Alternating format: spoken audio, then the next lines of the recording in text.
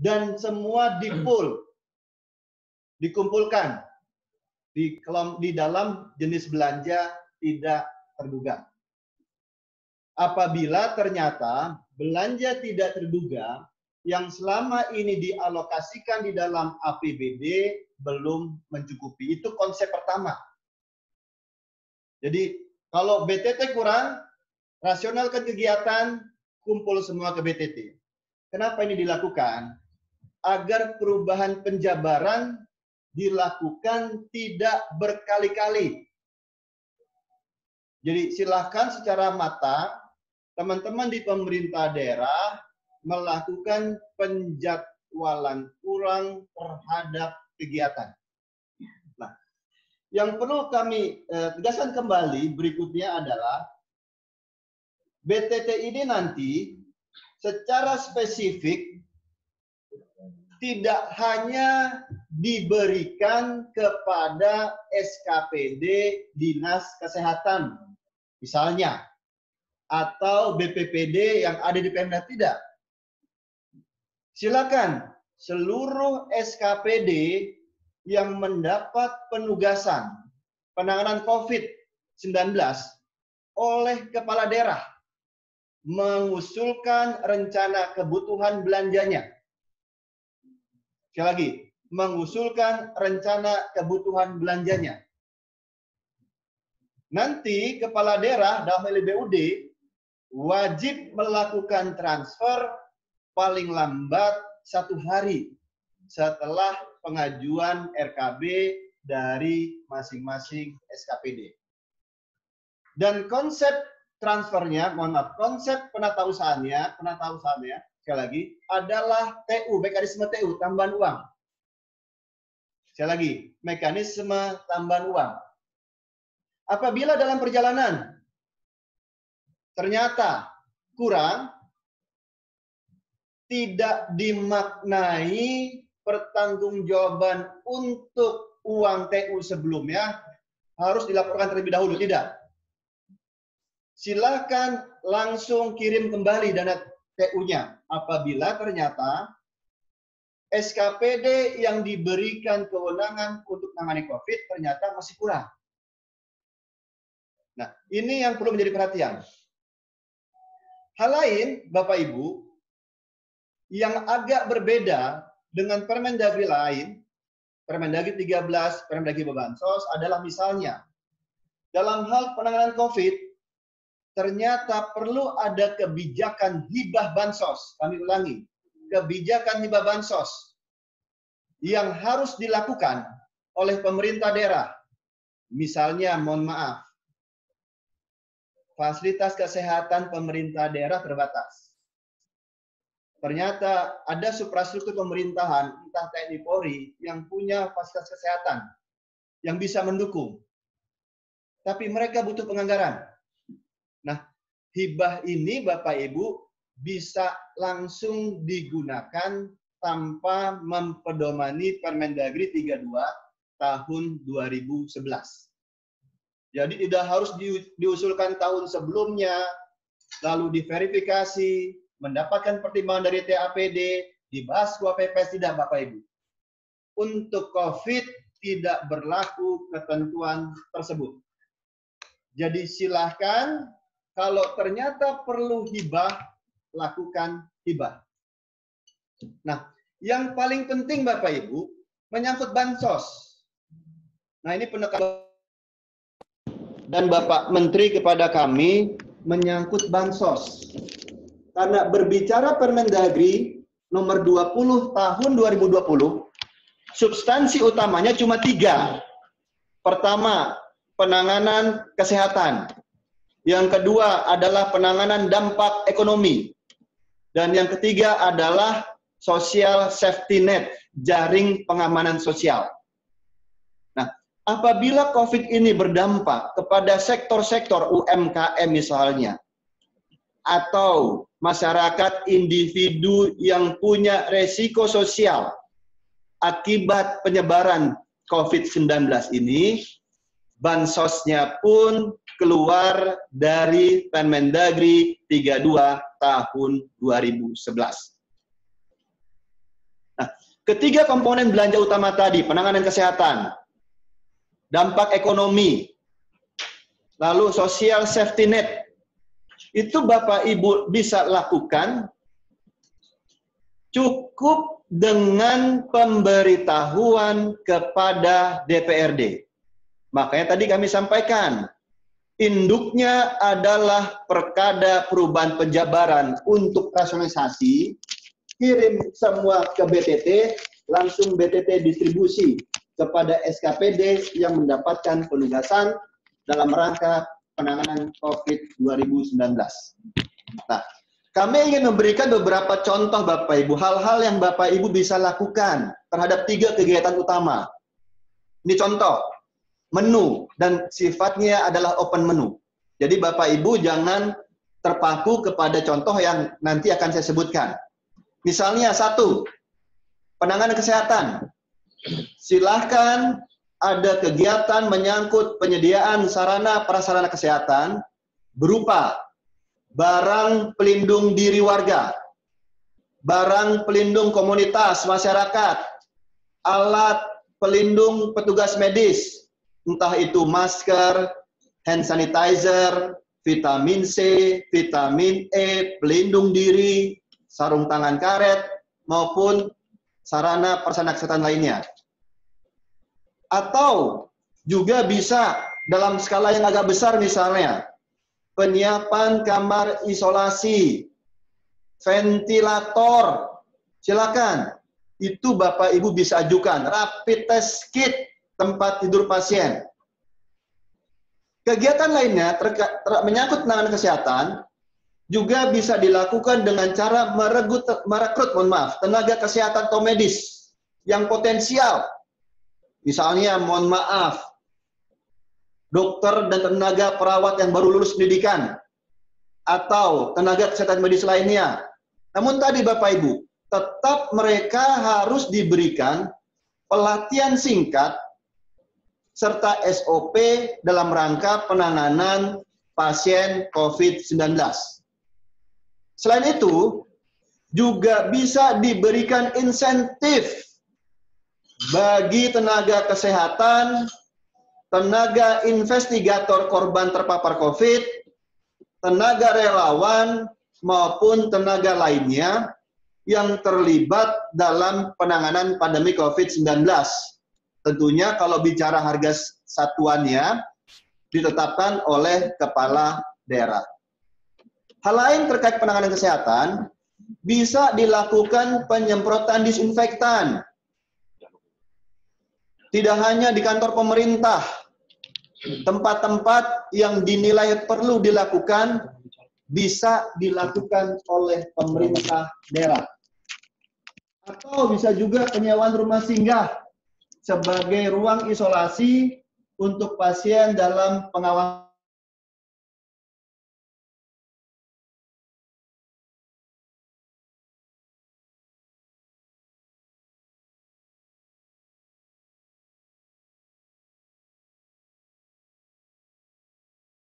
Di penolakan. Nah, dengan alat ini sebenarnya sepanjang ikut protokol COVID, pemerintah daerah atau masyarakat setempat tidak perlu khawatir menyangkut penanganan kesehatan pasca wafatnya seseorang begitu diindikasi positif COVID. Itu yang pertama. Silakan dikembangkan terkait penanganan kesehatan sesuai karakter dan kebutuhan daerah. Yang kedua adalah penanganan dampak ekonomi. Misalnya pengadaan bahan pangan, kebutuhan pokok, supaya ketahanan pangan di daerah itu terjaga. Jangan sampai ada panik buying di pemerintah daerah, di level masyarakat.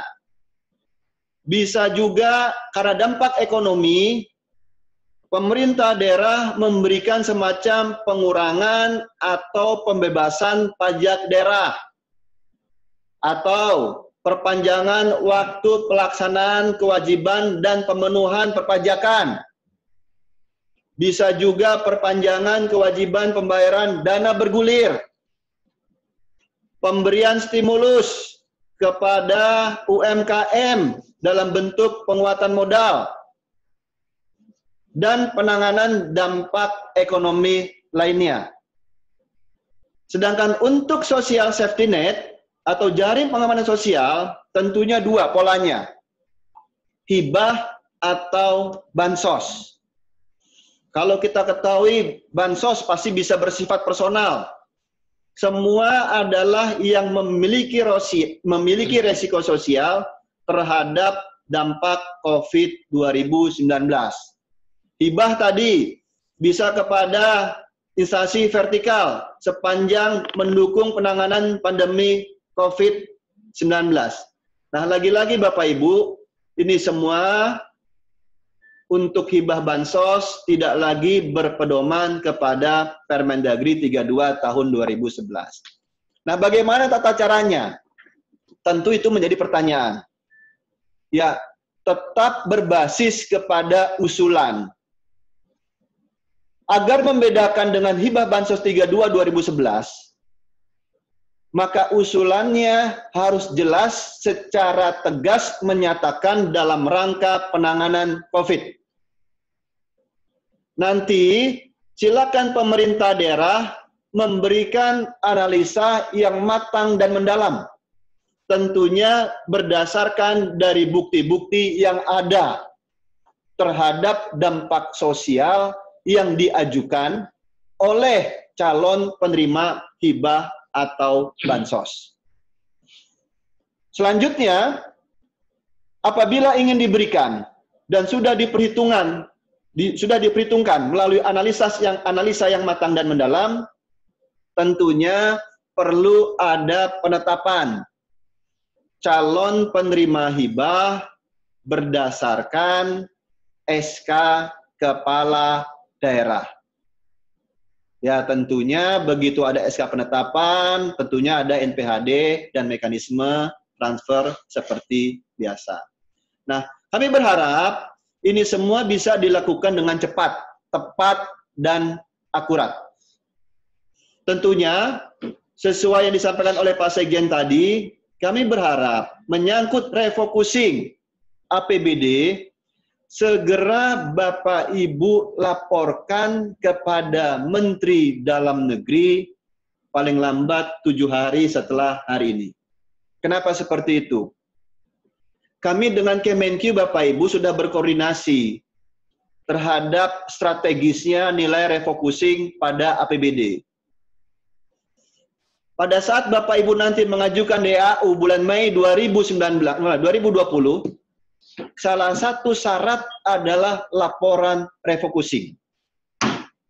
Jadi segera pemerintah daerah melakukan refocusing sesuai Inpres 4 2020 dan Permendagri 20 tahun 2020. Refocusing ini tidak sekali Bapak Ibu. Dalam hal ternyata ada kebutuhan lainnya di luar refocusing yang sudah dilakukan oleh pemerintah daerah, lakukan refocusing ulang sesuai kebutuhan di masing-masing pemerintah daerah. Nah, akan jadi pertanyaan tentu bagi Bapak Ibu, Pak, di dalam Perpu ada penyesuaian dana transfer, entah itu DAU, DAK, DBH, DID, atau dana transfer lainnya. Sebut saja Otsus untuk Papua dan Papua Barat. Bagaimana kita menyikapinya? Bagaimana kita lakukan formulanya? Memang secara pasti Bapak Ibu, secara pasti kami ulangi, penetapan dana transfer setelah keluarnya Perpu 1 2020 tentunya akan ada Perpres dan PMK mengenai alokasi. Pasti itu. Sebagai gambaran Bapak Ibu semua, sebagai gambaran, ini sifatnya agregat, tidak pasti karena angkanya itu bergerak. Rasionalisasi DAK besarannya sekitar 25%. DAU sekitar 10%. DID juga sekitar 10%. Nah, apabila ternyata DAU berkurang 10%, sangat besar kemungkinan lagi-lagi, karena perhitungan Otsus adalah 2% alokasi DAU nasional, hal ini pun juga akan berimplikasi terhadap besaran Otsus. Lalu DBH kira-kira akan ada rasionalisasi sebesar 23,6%. DAK non-fisik 1,2%. Nah, ini variatif Bapak Ibu. Kami koordinasi dengan Kemenq. Bagaimana Kemenq nanti melakukan rasionalisasi? Mereka memprioritaskan kepada pemerintah daerah yang uang kas, saya ulangi, uang kas fresh money di RKUD dinilai cukup besar. Maka mencegah besarnya rasionalisasi atau pemotongan terhadap dana transfer, kami sangat berharap Bapak Ibu segera bisa mengoptimalkan uang kas yang ada untuk penanganan COVID-19 ini. Saya rasa itu saja, Pak Sekjen, mohon izin agak sedikit lama dan teknis. Hal-hal yang bisa kami sampaikan untuk mendapatkan perhatian lebih lanjut dari para sekda selaku ketua tim anggaran pemerintah daerah ataupun dalam ini kepada bupati wali kota yang hadir pada Vikon pagi menjelang siang ini. Terima kasih Pak Sekjen, saya kembalikan. Assalamualaikum warahmatullahi wabarakatuh. Selamat pagi menjelang siang. Baik, terima kasih Pak Dirjen Keuangan Daerah. Saya kira Pak Dirjen Keuangan Daerah tadi telah menyampaikan secara detail dan rinci tentang bagaimana soal refocusing dan realokasi anggaran ini terkait dengan APBD di tempat Bapak Ibu sekalian. Saya kira tadi lebih jelas, clear gitu ya, hal-hal yang disampaikan. Dan saya kira karena ini ada Bu Dirjen Bangda, saya persilahkan Bu Dirjen mungkin ada tambahan terkait soal misalnya saja soal industri dalam negeri. Silakan Bu. Terima kasih Bapak Sekjen. Selamat pagi menjelang siang Bapak Ibu sekalian di timur Indonesia. Melanjutkan arahan Bapak Sekjen dan kisi-kisi dari Direktur Jenderal Bina Keuangan Daerah, barangkali ada dua hal yang ingin kami sampaikan. Menindaklanjuti Inpres nomor 4 2020, Peraturan Menteri Keuangan 6 2020 dan Permendagri 20 tahun 2020. Ada dua hal Bapak Ibu yang mungkin menjadi concern kita, bahwa pemerintah daerah harus dapat memastikan dan mengawasi kecukupan tersedianya sembako di wilayah masing-masing, baik dalam ketersediaan supply maupun kelancaran distribusinya. Kenapa ini disampaikan dalam bentuk insya Allah instruksi Menteri Dalam Negeri? Karena beberapa daerah telah mengambil kebijakan-kebijakan sendiri, sehingga hal-hal ini mungkin dirasakan tidak arif kalau dilakukan pada masa-masa sulit seperti sekarang ini. Yang kedua, aktivitas industri dan pabrik serta dunia usaha yang menghasilkan kebutuhan pokok masyarakat dan alat-alat kesehatan penanganan COVID-19 tetap berjalan dengan memperhatikan protokol kesehatan. Ini juga menjadi concern Bapak Menteri karena beberapa kepala daerah telah mengeluarkan pelarangan bagi industri untuk bekerja, ya, sehingga ini akan menyulitkan bagi masyarakat Bapak Ibu yang ada di daerah di dalam memproteksi diri dalam serangan COVID-19 ini. Saya kira itu beberapa hal yang bisa kami tambahkan dari Dirjen Bina Bangda. Terima kasih. Selamat pagi. Assalamualaikum warahmatullahi wabarakatuh. Waalaikumsalam warahmatullahi wabarakatuh. Baik, terima kasih Bu Dirjen Bangda. Saya kira kita masih ada lagi, mungkin Pak Dirjen Azwil. Ini terkait dengan gugus tugas, silakan. Cek ya nanti kalau ada pertanyaan. Dan terakhir sebelum kami buka daerah Pak Dirjen Otda, ini saya kira sampaikan juga terkait dengan gugus tugas di Kementerian Dalam Negeri, karena kita sudah ada gugus tugas, Pak. Iya. Supaya nanti laporan dan seterusnya ini bisa cepat disampaikan pada gugus tugas yang daerah, pada gugus tugas yang ada di kita di Kementerian Dalam Negeri. Saya kira itu Pak Dirjen Oda yang jadi perhatian. Silakan Pak. Baik, terima kasih Pak Sekjen, Bapak Ibu sekalian, Bapak Bupati, Ibu Bupati, Sekda di wilayah Timur Indonesia. Saya langsung saja, karena Oda relatif memberikan dukungan terhadap ketajaman keuangan daerah dalam rangka mensupport penanganan COVID-19. Demikian juga terkait dengan pelaksanaan urusan-urusan yang menjadi kebutuhan pokok masyarakat. Nah, tadi Pak Sekjen sudah katakan di Kemendagri kami punya gugus tugas penanganan COVID-19 sebagai bagian dari gugus tugas nasional yang ada di BNPB. Dan di dalam PP, peraturan pemerintah juga sudah ditegaskan bahwasanya kepala daerah adalah ketua gugus tugas penanganan COVID-19 di masing-masing provinsi, kabupaten, dan kota. Nah, tentunya agar sinergi tugas-tugas kita dengan pusat dan daerah, kami juga sudah menyurati semua pemerintah daerah, baik provinsi, kabupaten, kota, untuk melaporkan, melakukan forecasting, melakukan peramalan berapa kebutuhan-kebutuhan alat kesehatan dan kemudian kebutuhan ketahanan pangan di daerah yang dibutuhkan daerah dalam rangka menghadapi COVID-19. Mungkin Bapak Ibu banyak mendengar bahwasanya kita tidak bisa memprediksi kapan ini akan berakhir.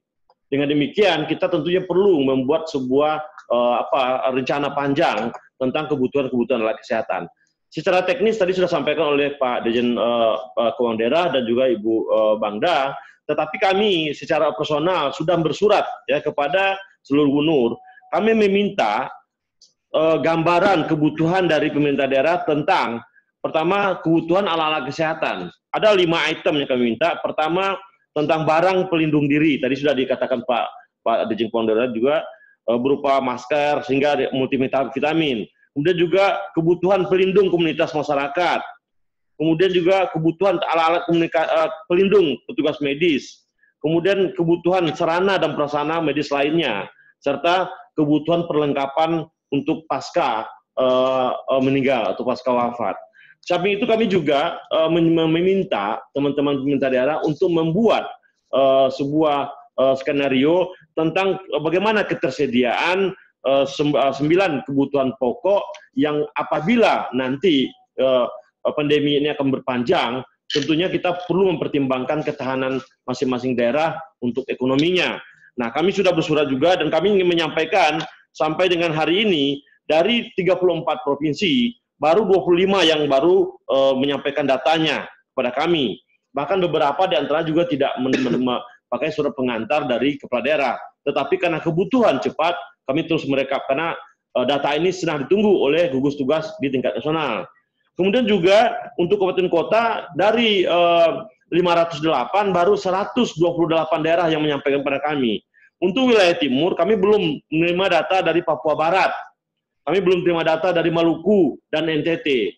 Untuk beberapa kabupaten kota sudah masuk, tetapi provinsi belum. Mohon kiranya untuk dipercepat penyampaian data-data ini, karena ini penting bagi kita untuk membangun sinergi antara action di tingkat pusat dan action di tingkat daerah. Pak Menteri selalu katakan tidak cukup, tidak akan mampu pemerintah daerah sendiri menangani ini. Pun tidak akan mampu pemerintah pusat menangani ini sendiri. Itu kenapa kita butuh sinergi antara pusat dan daerah. Nah, sinergi ini kita bangun dengan menyiapkan data yang sama, menyiapkan kebutuhan yang sama, sehingga kita akan tahu nanti berbagi siapa melakukan apa. Untuk itu sekali lagi mohon segera data-data yang kami minta untuk segera disampaikan kepada gugus tugas yang ada di tingkat Kemendagri. Demikian Pak Sekjen. Selamat siang. Assalamualaikum warahmatullahi wabarakatuh. Baik, terima kasih Pak Dirjen Oda. Saya kira itu Bapak Ibu sekalian, para sekda, para bupati, wali kota yang telah disampaikan oleh kami dari Kementerian Dalam Negeri. Dan supaya ada 2 arah, saya kira kita akan buka diskusi. Dan kesempatan pertama kami akan undang, ini yang sebelah timur dulu mungkin Pak ya, karena sudah jam 11 kalau di sana nih. Saya kira ini hadir juga beberapa bupati, dan kesempatan pertama kami berikan kepada Bupati Biak, Pak. Ada Biak, silakan. Ya, selamat pagi juga selamat siang untuk kita yang ada di wilayah timur. Ya. Assalamualaikum warahmatullahi wabarakatuh. Ya. Shalom. Suaranya belum kedengaran.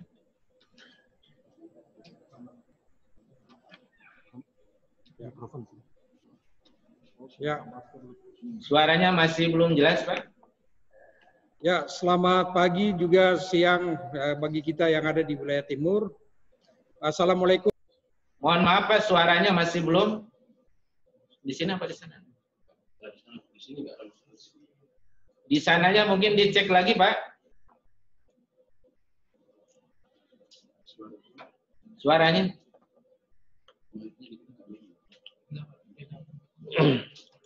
Mohon suaranya masih belum, saya kira. Bisa.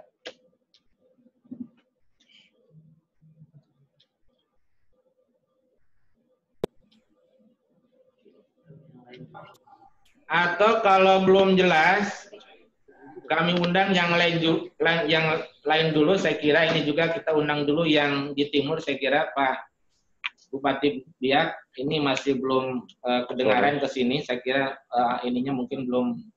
Halo, selamat pagi Pak. Kami undang dulu kalau itu dari Bupati Merauke, saya kira. Silakan, Pak.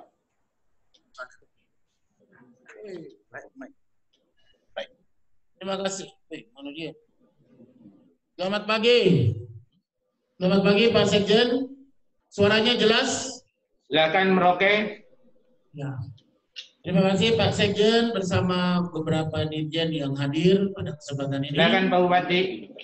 Suaranya jelas? Ya. Oh, dengar saya. Baik, Bapak.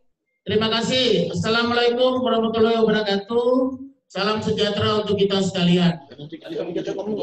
Mohon izin Pak Bupati masih belum ini. Kalau tadi ada. Pak Sekjen sudah dengar? Jelas? Suara kita jelas dari ujung timur Merauke. Pak Sekjen. Izin Pak Bupati ini masih belum kedengaran sini, Pak. Ya, ini suara saya sudah. Selamat pagi Pak Sekjen. Selamat pagi dari Merauke. Oh, dimatikan di sini. Sebentar, Pak. Nah, baik, kami tunggu. Selamat pagi Pak Sekjen. Bapak Sebentar Dirjen. Pak Bupati masih belum ini. Di sana yang Oh, bukan masker.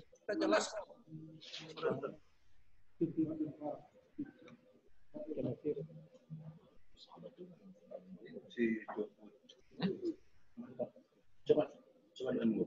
Enggak usah. Halo Pak Sekjen. Harusnya bisa tuh. Bisa? Suara kami? Mohon izin Pak Bupati ini salurannya masih belum kedengaran, nanti kita lagi.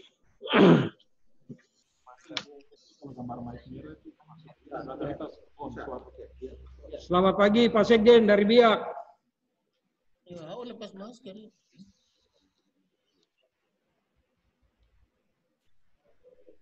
Bisa sih. Ini nggak ada suaranya. Tadi sudah Halo, selamat pagi Pak Sekjen. Banyak wali kota yang hadir rupanya. Tanya, banyak wali kota yang hadir.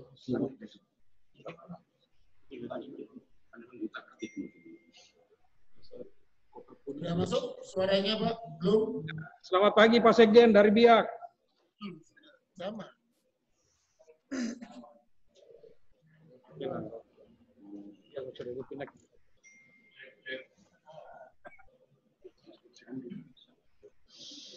Coba. Sebentar Pak Bupati, ini lagi ada gangguan ini. Baik Pak Sekjen, kami tunggu. Kalau di sana itu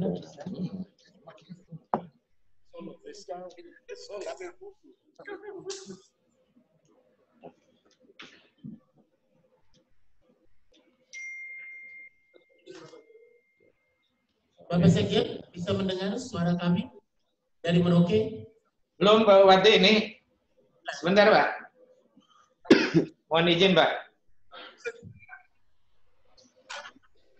Mas Ganang, coba ini.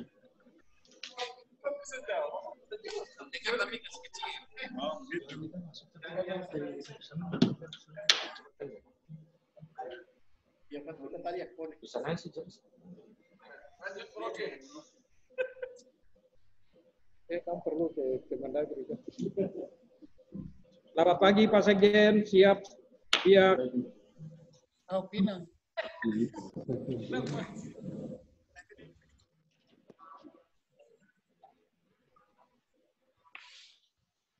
Pindah-pindah terus. Nah itu yang mana tuh?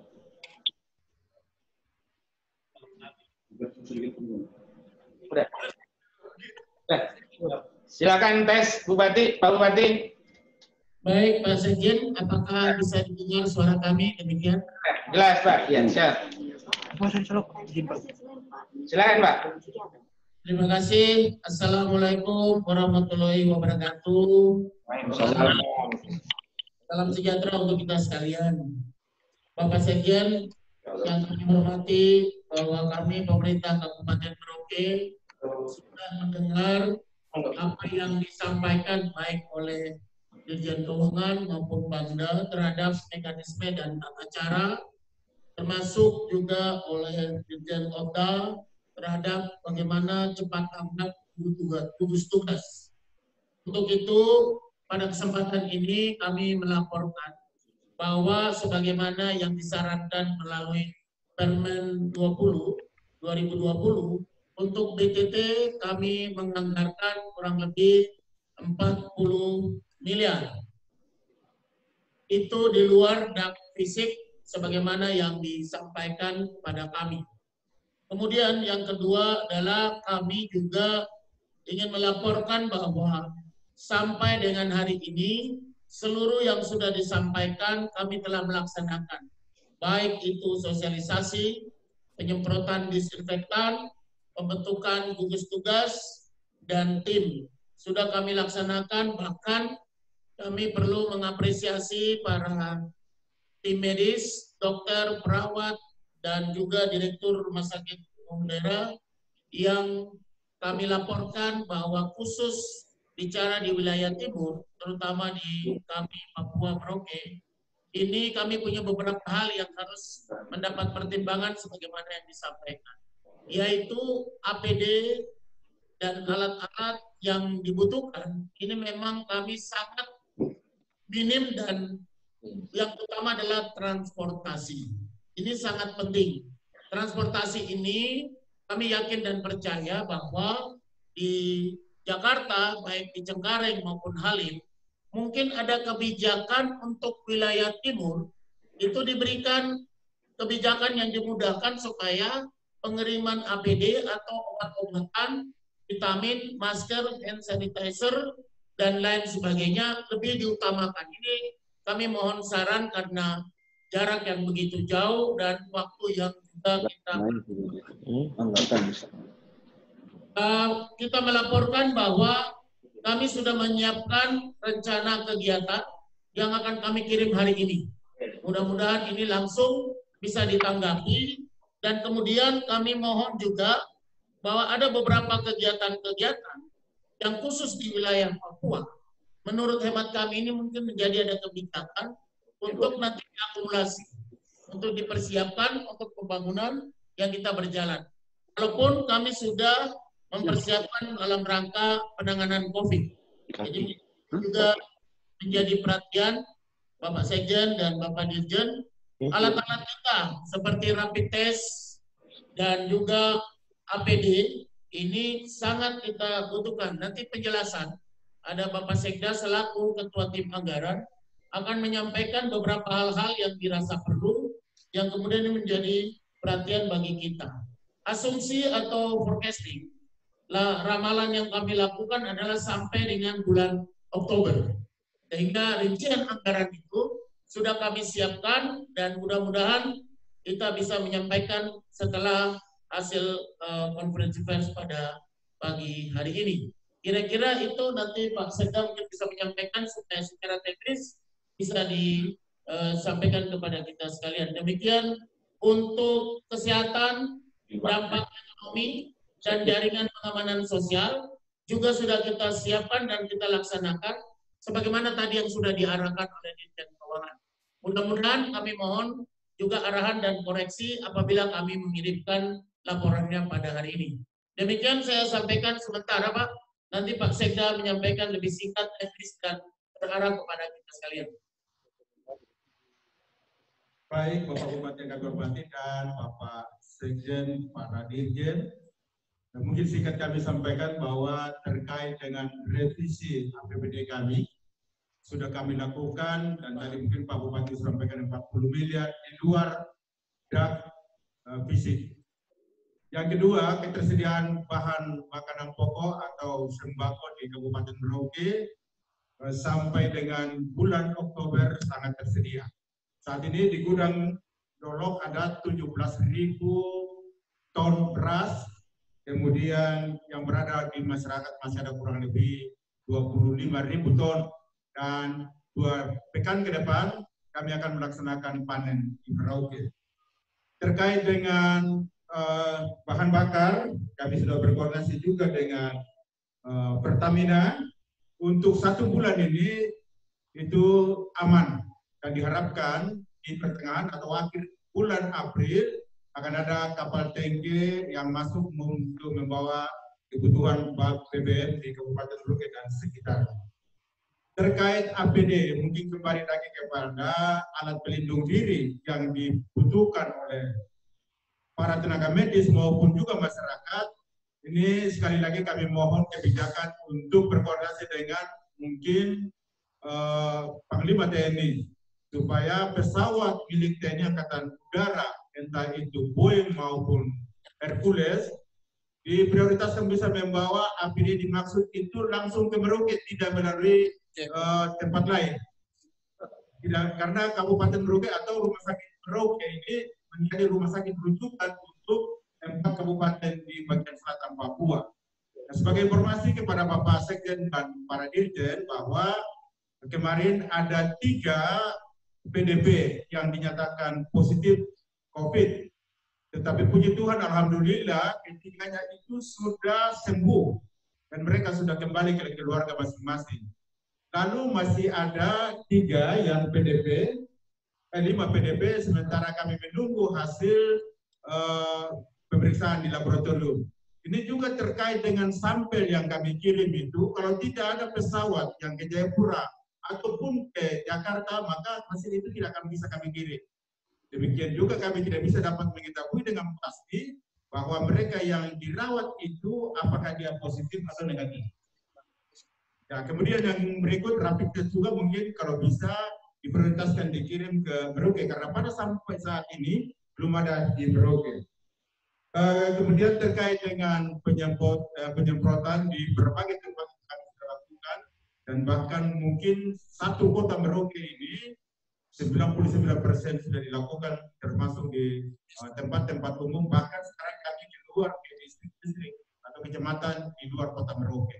Kampung-kampung pun sudah mengambil langkah-langkah terlibat langsung di dalam kegiatan ini dengan menggunakan dana kampung atau dana desa, tetapi dalam batas-batas wajar. Mungkin itu yang kami tambahkan. Mohon dengan hormat mungkin kalau laporan kami sudah sampai, termasuk akan kami laporkan ketersediaan saat ini dan kebutuhan yang akan datang akan kami laporkan hari ini. Demikian, terima kasih. Wassalamualaikum warahmatullahi wabarakatuh. Shalom. Baik, terima kasih Pak Bupati. Saya kira kami sangat mengapresiasi ya upaya dan yang dilakukan oleh Pak Bupati. Dan catatan-catatan penting saya kira kami sudah catat tadi. Kemarin kami sebetulnya sudah feedcon dengan Menteri PMK, saya kira kemarin kalau tidak salah itu sudah juga dikirim ke Papua cuma Pak oleh Panglima melalui Hercules.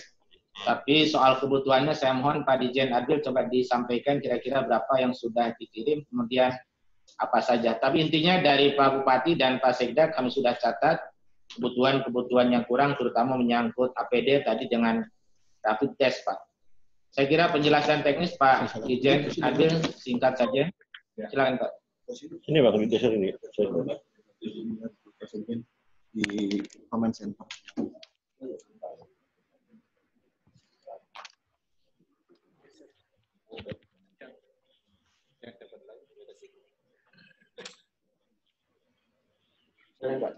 Ya, baik. Terima kasih Bapak Bupati, Bapak Kepala Daerah, Wali Kota, Sekda, Bapak Ibu sekalian yang saya hormati, pentingnya kesatuan data yang mendekati real time ini membuat sistem support kita akan semakin baik. Karena memang APD di yang pengadaan Jakarta itu ada kira-kira yang sudah didistribusikan itu ada 200.000 APD ya. Untuk Papua Barat sudah didistribusikan 2.000 APD yang dikirim dengan Hercules tanggal 25 Maret. Kemudian juga ke Papua 2.000 APD pada tanggal 25 Maret. Khusus ke Merauke juga sudah dikirim 500 APD ke Merauke pada tanggal 25 Maret ya. Minggu depan direncanakan masuk lagi 300.000 APD. Oleh karenanya kami di samping juga mempelajari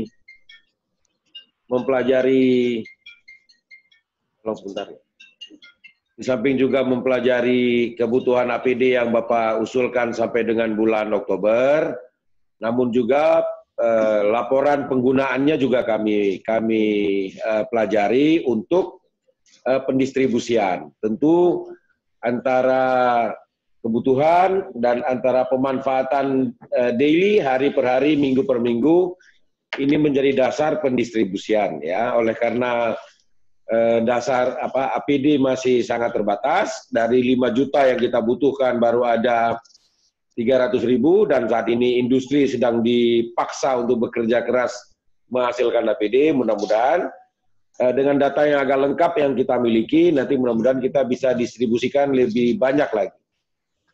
Namun demikian, saat ini sudah ada edaran untuk daerah-daerah sudah boleh mengadakan APD sendiri. Jadi kalau misalnya distribusi dari pemerintah pusat terlambat atau belum sampai atau belum ada, namun pemerintah daerah memiliki channeling sendiri dalam rangka pengadaan APD yang sesuai standar, maka daerah boleh mengadakan sendiri. Saya mengetahui sudah ada 100 daerah yang mengadakan APD sendiri dengan menggunakan anggaran yang sudah direalokasi oleh APBD, dan ini diperkenankan. Oleh karenanya, Bapak Ibu sekalian, distribusi dari pemerintah nasional adalah salah satu opsi. Jadi bukan satu-satunya opsi. Pengadaan sendiri dengan channeling yang tersedia juga opsi yang lain. Kami juga membantu untuk mengirimkan nama-nama perusahaan yang saat ini yang sudah diizinkan untuk mengadakan APD. Jadi Bapak Ibu sekalian boleh memesan, kemudian distribusi dari perusahaan-perusahaan yang mengadakan ini, tentu dia buat list lagi. Siapa yang memesan terlebih dahulu, itu yang dikirim lebih duluan. Sementara pemerintah mengirim berdasarkan jumlah kasus di daerah, ya. Jadi kalau ada kasusnya banyak, maka dikirim lebih banyak. Kalau ada kasusnya sedikit, dikirim lebih sedikit, sesuai dengan peta wilayah atau peta kejadian di tiap-tiap daerah. Mudah-mudahan minggu depan 300.000 yang sudah tersedia ini bisa didistribusikan kembali. Oleh karenanya kami butuh data yang sebagaimana yang disampaikan oleh Pak Dirjen Oda tadi, data kebutuhan, data penggunaan. Nah, ini juga penting ya. Karena antara kebutuhan dan penggunaan kadang-kadang daerah terlalu bagus ya, overestimate, tetapi real report juga penting ya. Karena kalau kita underestimate, nanti kita kedadak tidak persiapan. Oleh karenanya ini beberapa daerah. Ini yang sudah dibagi pada minggu yang ini. Minggu ke depan 300.000 dan itu hanya APD. Kebutuhan yang lain masih banyak ya. APD itu sebagian kadang-kadang belum termasuk Google. Jadi Bapak Ibu sekalian juga boleh mengadakan Google. Rincian barang apa yang dapat dibeli dapat dilihat dari 3 kebijakan Mendagri yang sudah dikeluarkan. Baik Permendagri nomor 20 tahun 2020, surat edaran Menteri Dalam Negeri juga sudah ya. Kemudian juga di dalam buku yang dikeluarkan oleh Kemendagri pedoman umum. Di sini lengkap. Nah, jika ada yang tidak jelas nanti dapat ditanyakan kepada kami akan mensuplai kebutuhan Bapak Ibu sekalian, informasi kalau dia ada APD bantuan dalam negeri maupun luar negeri juga akan kami sampaikan kepada Bapak Ibu sekalian. Terima kasih atas kerjasamanya. Kami kembalikan ke Pak Sekjen. Baik, terima kasih Pak Dirjen Adwil. Catatan penting saya kira Pak Bupati Merauke ini sudah kami catat gitu ya. Dan ini kami juga di Kementerian Negeri ada hotline, saya kira ini bisa juga catat dengan 021 348 32851. Saya kira ini nanti hotline yang bisa dihubungi. Berikutnya, ulangi. kami ulangi Pak, ini hotline kita 021 348 348 32 851. Ya. Terima kasih Pak Sekjen, kami menyampaikan apresiasi untuk Kabupaten Merauke dan sekali lagi kami menyampaikan pada Pak Menteri Dalam Negeri tetap sehat selalu, kami di sini juga. Terutama kami minta untuk perhatian serius termasuk DAU, DID yang dipotong ini khusus untuk wilayah Papua mohon dipertimbangkan baik Pak, karena ini tergantung kita sudah ke masyarakat akan dibangun A, B, C, jadi bisa diakumulasi. Itu yang paling penting. Dan yang tadi, yang kedua adalah inovasi dan kreasi untuk kita buat APD, tapi kami juga nanti akan mengirimkan karena kebutuhan bahan-bahan. Harus ada standar dan protokol. Apalagi di Papua, bahan-bahan seperti itu memang sangat sulit kita dapatkan. Itu juga menjadi bahan pertimbangan. Terima kasih, salam kebangsaan.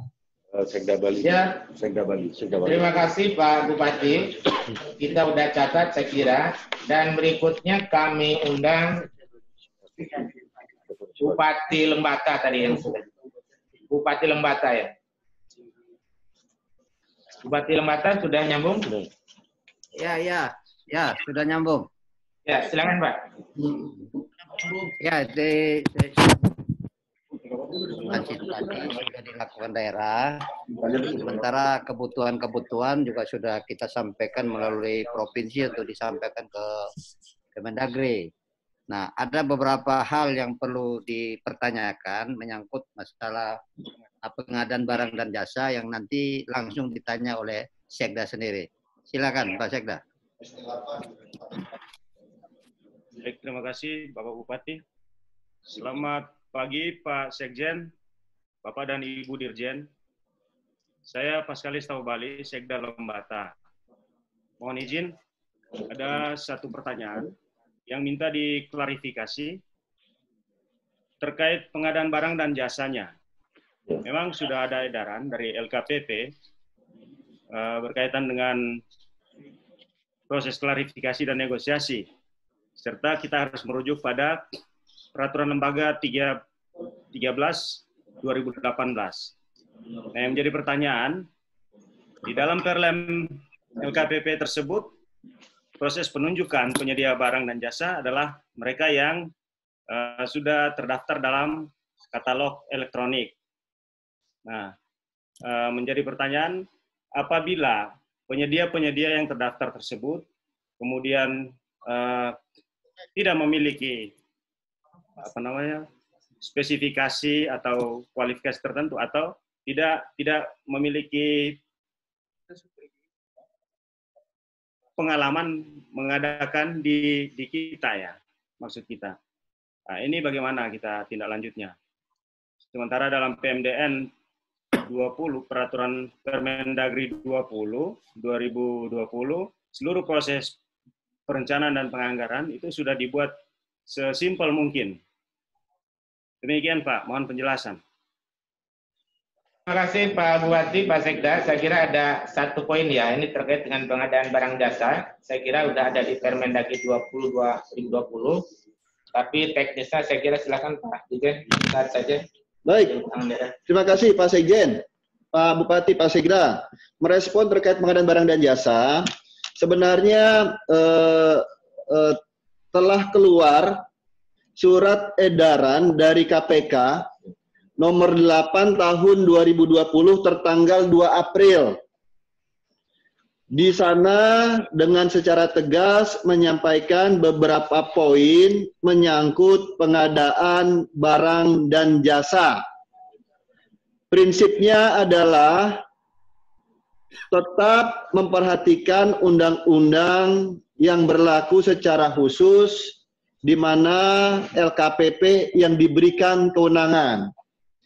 Nah, hal lain juga KPK berharap agar APIP dan BPKP melakukan pengawalan dan pendampingan terhadap proses pengadaan barjasnya dengan tetap berkonsultasi kepada LKPP. Nah, dalam kondisi darurat, pengadaan barang jasa tetap berasaskan efektif, transparan, akuntabel, tetap berdasarkan pada konsep terbaik, serta hal-hal yang mendapat penekanan. Nah, intinya adalah kami berharap dalam kondisi seperti ini, konsultasi dan koordinasi dengan BPKP, APIP, dan LKPP dalam Barjas tetap dilakukan oleh pemerintah daerah, agar arah kebijakannya sejalan dengan dinamika yang berkembang di daerah dan kebijakan dari LKPP itu sendiri. Itu teknis Pak, Pak Sekjen. Karena ini udah teknis menyangkut pengadaan di mana LKPP yang diberikan kewenangan, bukan Kemendagri. Terima kasih Pak Sekjen. Baik, terima kasih Pak Dirjen. Sudah jelas ya Pak Bupati, Pak Sekda ya? Kalau sudah jelas, terima kasih. Ya, terima kasih. Ya, kami undang Sekda Provinsi Bali. Silakan Pak Sekda Provinsi Bali. Oke. Selamat pagi Pak Sekjen. Sudah masuk suaranya. Selamat pagi. Belum masuk suara. Silakan Pak. Silakan Pak. Sekjen, sudah masuk suaranya? Sudah Pak, silakan. Baik, selamat pagi juga Pak Dirjen Orda, kemudian ada PLT Dirjen Keuangan Daerah, ada Direktur MPBK. Ya, mohon maaf Pak Dirjen, itu adik-adik saya semua itu Pak. Oh, iya Pak Sekda. Kita pernah ketemu Musrenbang Pak ya. Iya, jadi karena adik-adik saya semua, saya biasanya nggak mau ngeriputin adik-adik itu. Adik ngeriputin abangnya udah biasa. Lain Pak Sekda ya. Karena itu untuk penanganan COVID-19 Provinsi Bali ini dapat saya laporkan bahwa Bapak Gubernur jauh sebelumnya, sebelum ada surat edaran dari Bapak Menteri tentang pembentukan Satgas, kami di Bali sudah membentuk Satgas, sudah bekerja langsung melakukan upaya-upaya penanganan. Kami boleh saya laporkan pertama tentang rumah sakit rujukan. Ketika Menteri Kesehatan menetapkan Bali memiliki atau menentukan 4 rumah sakit rujukan di Bali, maka kami di Bali dengan keputusan Gubernur menambah 7 rumah sakit rujukan. Jadi di luar yang ditetapkan oleh Menteri Kesehatan, kami juga menetapkan dengan keputusan Gubernur. Sehingga kami memiliki rumah sakit rujukan sebanyak 11.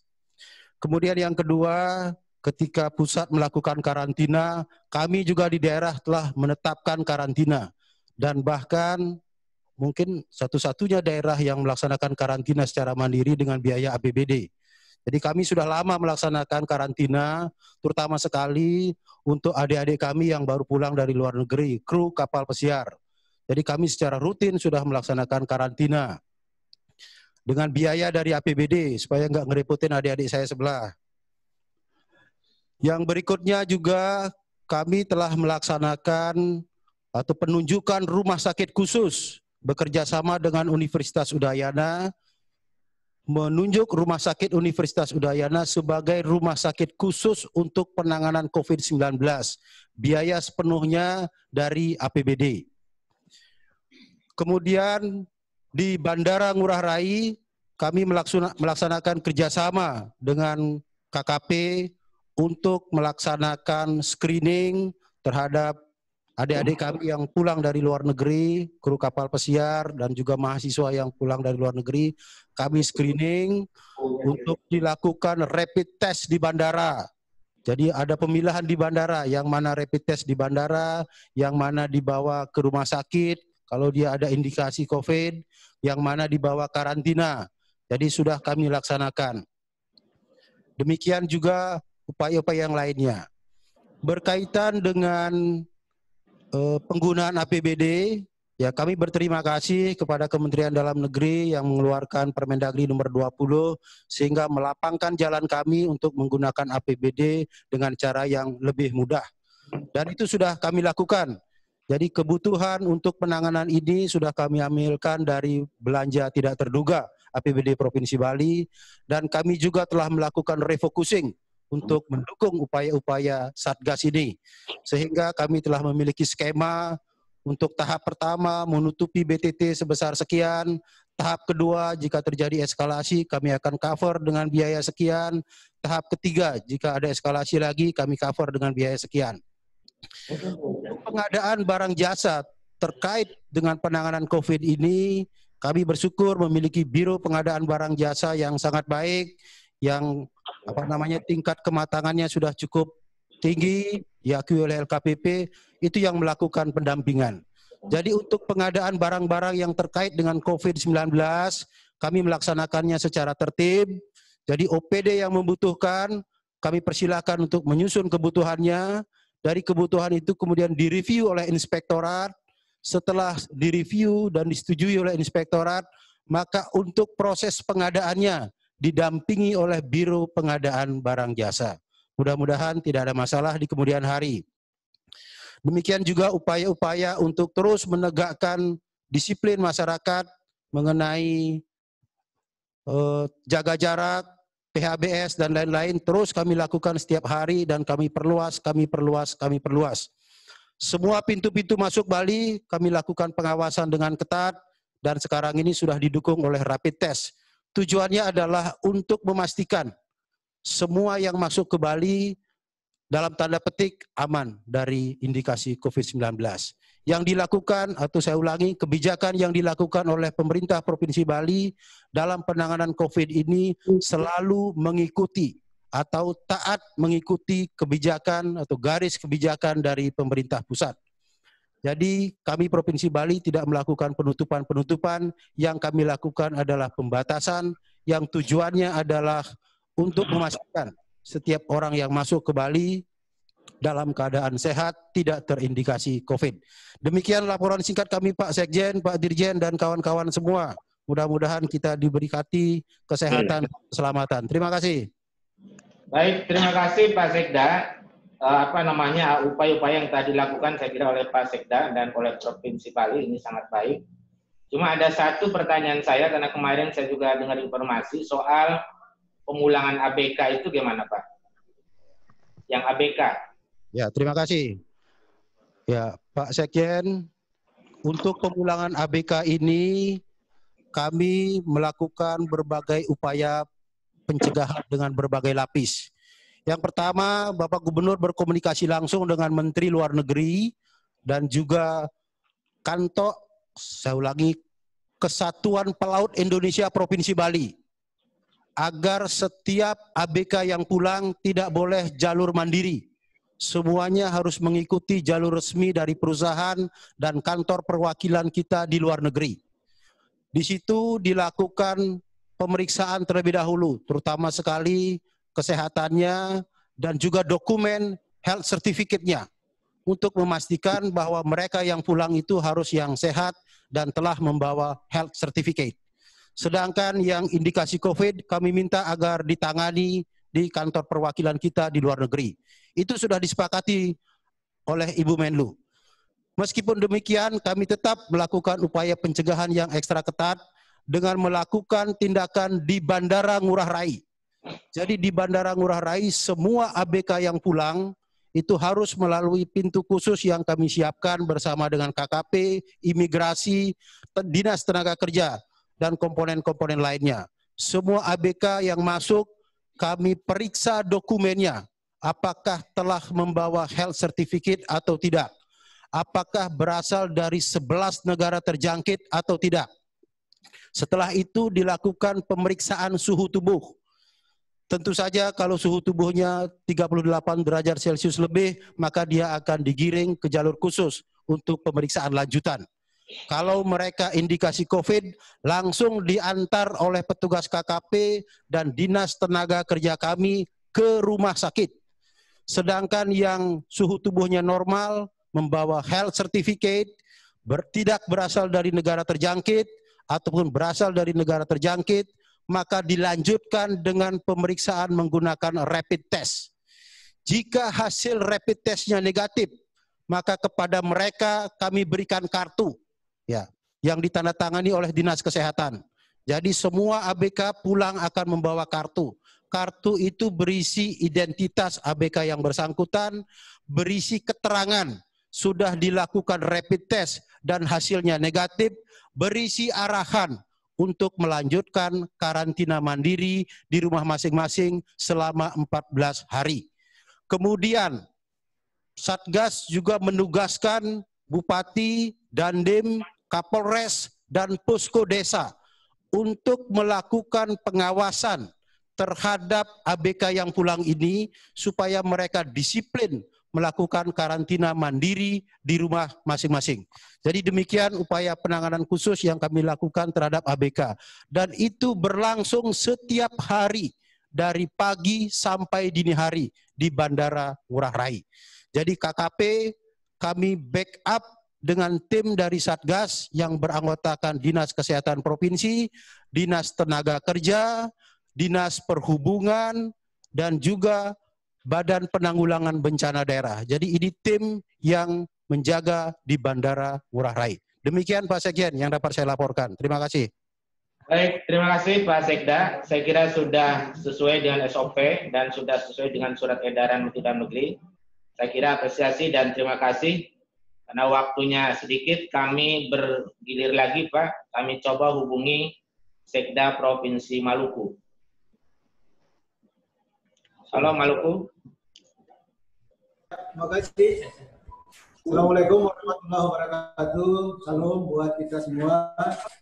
Kami hormati pejabat eselon 1 dan pejabat di Kemendagri. Yang pertama, alhamdulillah puji Tuhan kita sehat-sehat dan apresiasi kami terhadap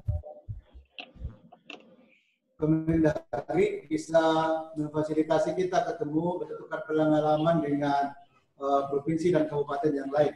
Yang pertama, yang disampaikan tadi mengenai fleksibilitas daripada pemanfaatan keuangan daerah, kami sangat mengapresiasi. Dan sama dengan Bali tadi, kami juga sudah melakukan langkah-langkah yang ada di dalam Permendagri nomor 20 itu, Pak.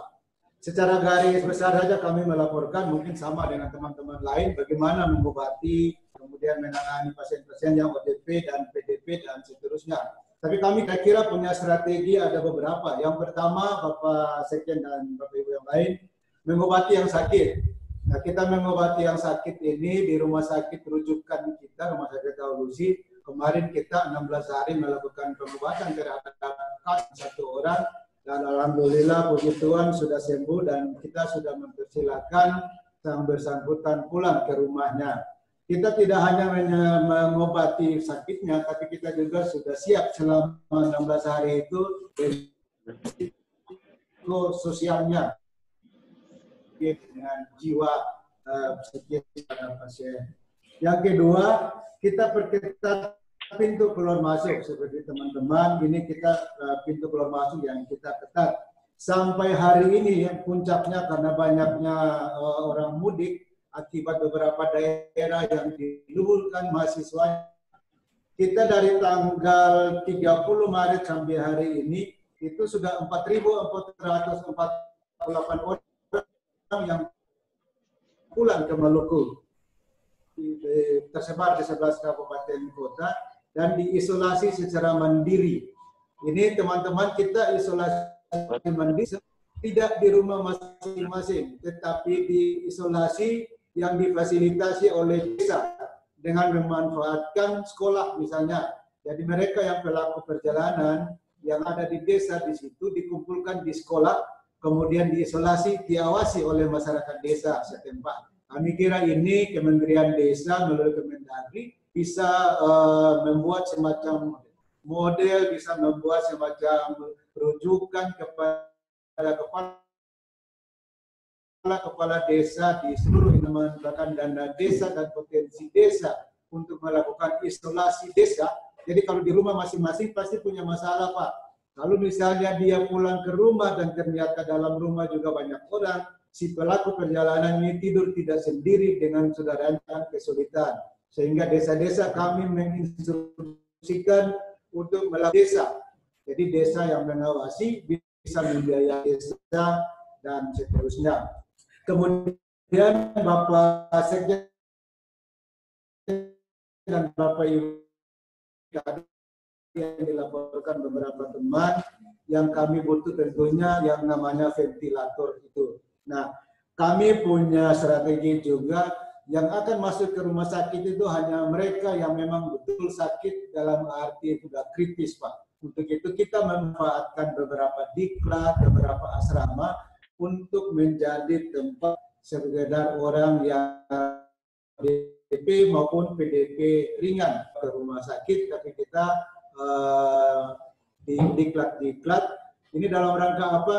Kita memberikan waktu, memberikan energi, menghemat tempat tidur di rumah sakit dan lain sebagainya.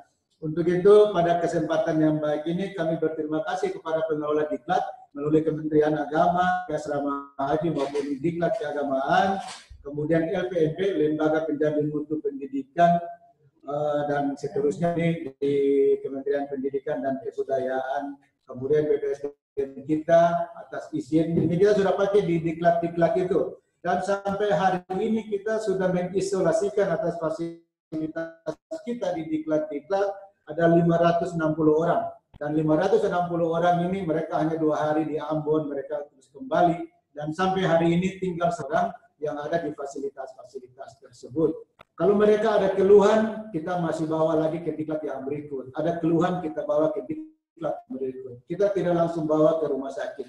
Yang tadi kami bilang, kami mengirit-irit tempat tidur di rumah sakit maupun tenaga medis. Yang berikut juga terima kasih kepada Kementerian Kesehatan sudah mengizinkan kami memanfaatkan Rumah Sakit Umum Pusat Leimena. Meskipun belum difungsikan secara umum, mereka sudah menginformasikan bahwa kita bisa pakai ke rumah sakitnya. Kembali ke dampaknya, Pak Sekjen dan Bapak Ibu, kami sudah coba menghitung kembali kira-kira dampak ekonomi daripada wabah ini. Kita coba-coba hitung kurang lebih 40% masyarakat kita yang terganggu atau terdampak daripada virus ini. Sehingga kita memerlukan intervensi-intervensi berupa bantuan sembako dan seterusnya. Melalui ini kami punya BTT belanja tidak terduga itu kita sudah manfaatkan, sudah hampir selesai. Kami punya 7,5 miliar saja dan kita sudah manfaatkan 5,5 miliar. Nah, untuk itu kita telah melakukan sebagaimana yang tadi diarahkan, merefokusi, merealokasikan, menjadwalkan ulang. Untuk pencegahan dan penanganan COVID sendiri kita butuh kurang lebih 50 miliar. Kemudian untuk dampak ekonomi dan sosial kita sudah menghitung kita butuh 150 miliar. Kami pun sudah menyurat ke beberapa kementerian untuk bisa membantu di dalam dampak ekonomi, dampak sosial yang tadi itu, Pak. Ini tentunya persoalan kita sama dengan daerah-daerah yang lain. Kami ingin bertanya saja, kita kemarin memang sudah dibatasi atau bahkan kita boleh lagi berproses dana alokasi kecuali bidang pendidikan dan kesehatan. Pertanyaan kami, DAK yang di sektor lain apakah kami bisa pakai juga untuk kasihkan untuk kegiatan penanganan COVID ini? Ini yang kita belum dapat jawaban.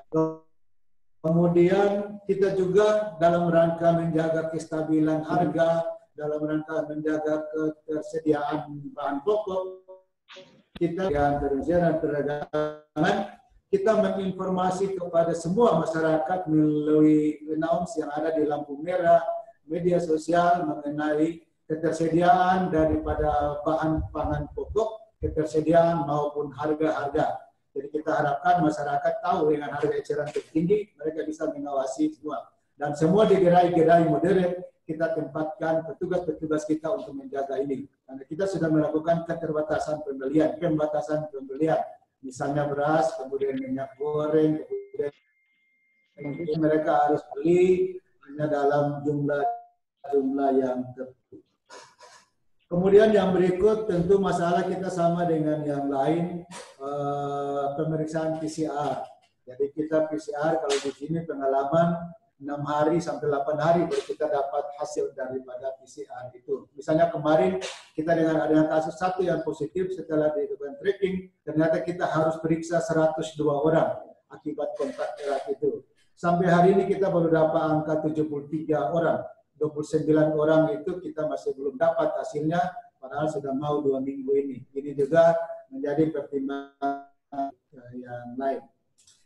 Kemudian yang tadi itu mengenai mengobati yang sakit, Pak. Sekarang kita bagaimana strategi kita untuk melindungi yang sehat.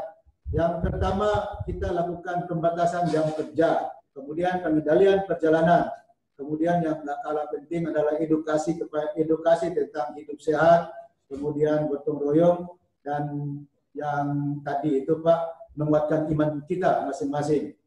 Nah, ini kira-kira 10 strategi yang kami di provinsi melaksanakan ini, dan kami harapkan teman-teman di kabupaten yang ada di provinsi Maluku pun seperti itu. Memang kita cuma ada 2 cara tadi, isolasi atas fasilitas yang ada di kita.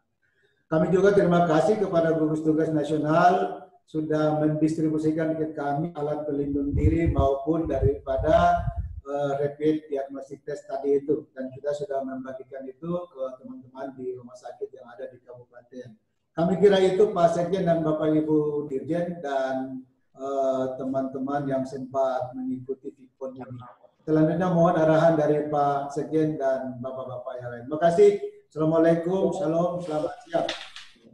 Baik, terima kasih Pak Sekda. Saya kira penjelasannya lengkap sekali ini dan kami apresiasi. Terima kasih. Bapak Ibu yang kami hormati, ini karena waktunya sedikit, saya kira ini nanti poin-poin penting saja yang sampaikan karena banyak permintaan, ini ada sekitar 100 lebih. Dan saya kira kesempatan berikutnya Pak Sekda ini tadi kami sudah catat, kami undang dari Sekda Nusa Tenggara Barat, Pak. Silakan, Pak. NTB.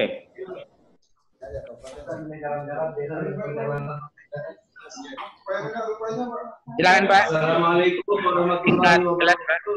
Waalaikumsalam warahmatullahi wabarakatuh. Selamat pagi Pak Sekjen, Pak Direktur Keuangan, Dirjen Otda, Pak Mal, dan pejabat di Kementerian. Kami di NTB bersama pejabat-pejabat utama yang menangani COVID.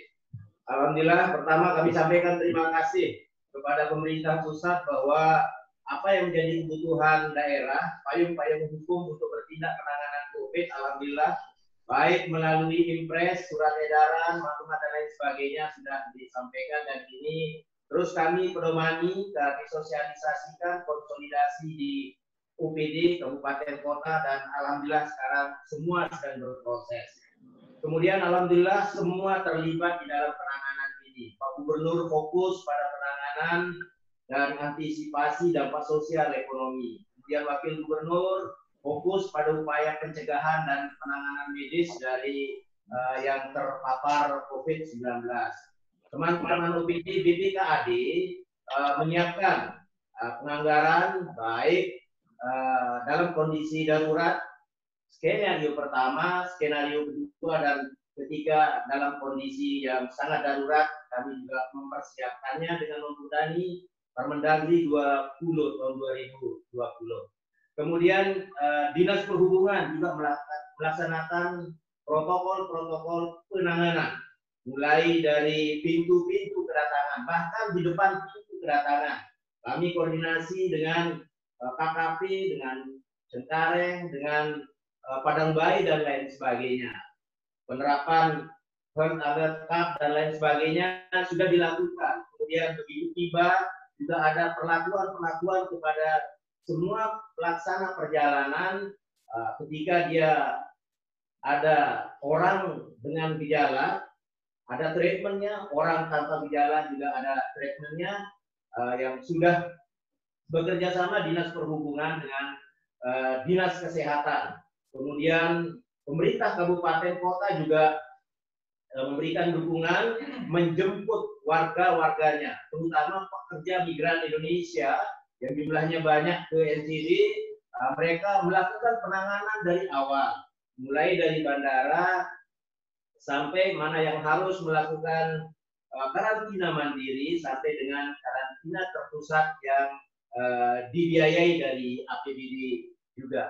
Kemudian teman-teman BPBD selaku garda depan juga, sebagaimana permintaan Pak Akmal, sudah kami penuhi kebutuhan alat-alat kesehatan sampai dengan kebutuhan pokok. Sampai bulan Oktober juga langsung kami penuhi. Bapeda juga melakukan mapping terhadap program-program dengan mengacu kepada Permendagri 20 2020, mana yang harus fokus penanganan, kemudian mengalami realokasi anggaran dan lain sebagainya. Yang dalam eksekusi selanjutnya semua dalam pengawalan dari Inspektorat serta BPKP. Kemudian teman dari Dinas Kesehatan juga melakukan protokol-protokol penanganan COVID-19. Khusus untuk kesehatan ada hal-hal yang perlu mendapatkan dukungan. Yang pertama berkait dengan surat dari Menteri Kesehatan tentang pemberian insentif dan santunan kematian, yang tentu ini perlu penjelasan karena nominal dan lain sebagainya sudah disebutkan di sana. Yang tentu kami dengan keterbatasan fiskal ada perhitungan-perhitungan tersendiri. Kemudian kami juga mengantisipasi manakala dalam situasi yang sangat darurat, maka kami butuh tempat penampungan adalah di PHI dan BLK. Oleh karenanya mohon dari Kemendagri juga untuk menyurati Kementerian Agama dan Kementerian Tenaga Kerja untuk bisa kami manfaatkan asrama haji yang daya tampungnya besar maupun BLK yang masih ditangani pusat untuk kami bisa gunakan untuk karantina terpusat. Kemudian teman-teman dari BPKD sudah, perhubungan, dan kabupaten kota semua dalam satu komando terus bersinergi, bahkan dengan Pak Akmal sampai pukul dini hari sudah di Mataram, kami masih terus berkomunikasi. Demikian laporan dari Mataram. Terima kasih Pak Sekjen dan Bapak Dirjen di Jakarta. Assalamualaikum warahmatullahi wabarakatuh. Waalaikumsalam. Baik, terima kasih Pak Sekda NTB. Saya kira yang terkait dengan insentif tadi, ini sebetulnya kita sudah akan rancang satu instruksi Menteri Dalam Negeri yang tadi juga disampaikan oleh Bu Dirjen Bangda, dan mudah-mudahan ini akan jadi payung nanti. Saya kira nanti dilihat aja dan mohon nanti dipedomani Pak, di situ sudah ada soal insentif terhadap medis dan seterusnya saya kira. Baik, karena waktunya sedikit kami beralih ke Provinsi Papua Barat.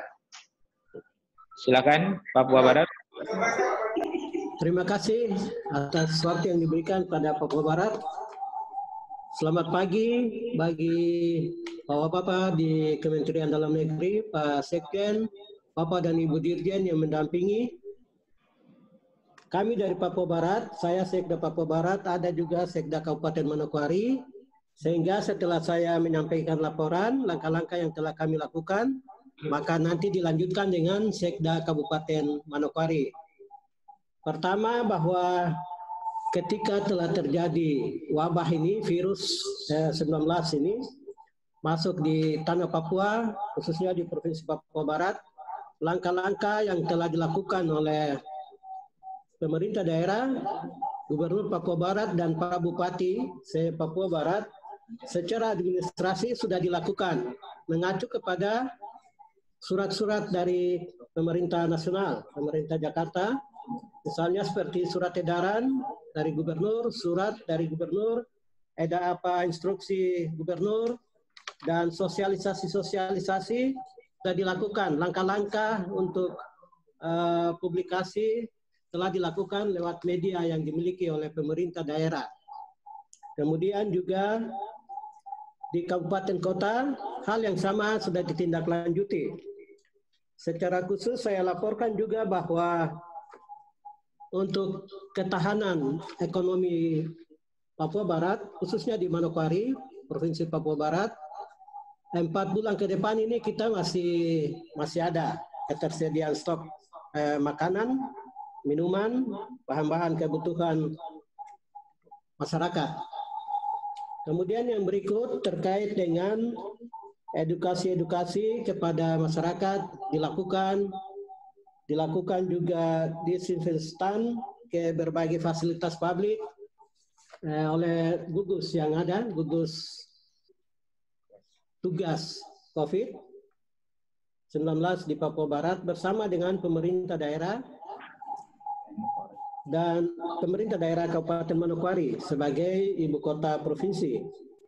Yang berikut saya laporkan juga bahwa di Papua Barat fasilitas yang kita miliki ada jumlah rumah sakit di Papua Barat ada 19. Dari 19 rumah sakit ini telah ditetapkan 14 rumah sakit termasuk rumah sakit TNI dan Polri untuk perawatan COVID-19 yang tersebar di 8 kabupaten dan di 1 kota yaitu di Kota Sorong. 14 rumah sakit ini total ruang isolasi ada 165, jumlah tempat tidur ada 1.236 tempat tidur, ventilator ada 22, dan setiap rumah sakit telah membentuk tim penanganan COVID-19.